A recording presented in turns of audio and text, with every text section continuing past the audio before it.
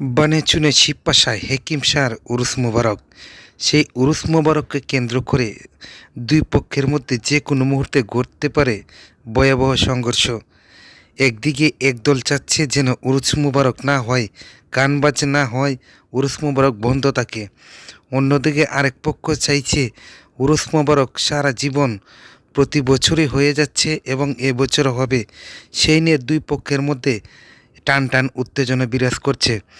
আজ দুপুরবেলায় দুই পক্ষের মধ্যে ভয়াবহ সংঘর্ষ হওয়ার কথা ছিল। এর মধ্যে আমরা দেখেছি পুলিশ প্রশাসন সহ সেনাবাহিনী এদিকে টোল দিচ্ছিল। এক পর্যায়ে সবাই ছিটকে পড়ে বিভিন্ন এলাকায়। তবে এখন পর্যন্ত শিবপাশা এলাকায় টান টান অবস্থায় বিরাজ করছে এবং দুনো পক্ষই সংঘর্ষের জন্য প্রস্তুতি নিয়ে রেখেছে এবং সবার হাতেই মোটামুটি দেশীয় অস্ত্রশস্ত্র দেখা গেছে।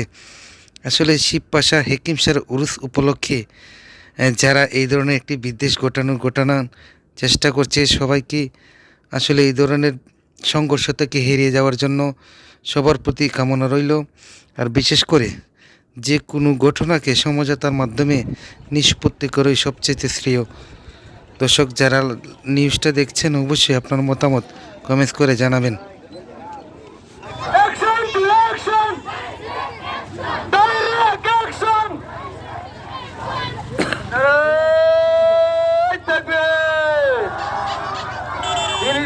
দিন ইসলাম জিন্দাবাদ জিন্দাবাদ।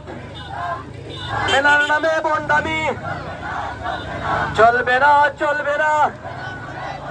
গান বাজনা বন্ধ করো বন্ধ করো, করতে হবে। মেলার নামে নটিবাজি চলবে না চলবে না, অথচ চলবে না। Action to action, direct action.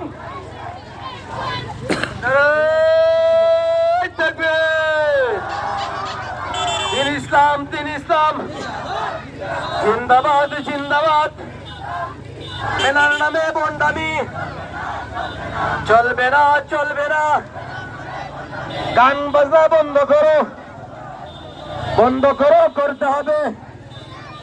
মেলার নামে নটিবাজি চলবে না চলবে না, অথচ চলবে না।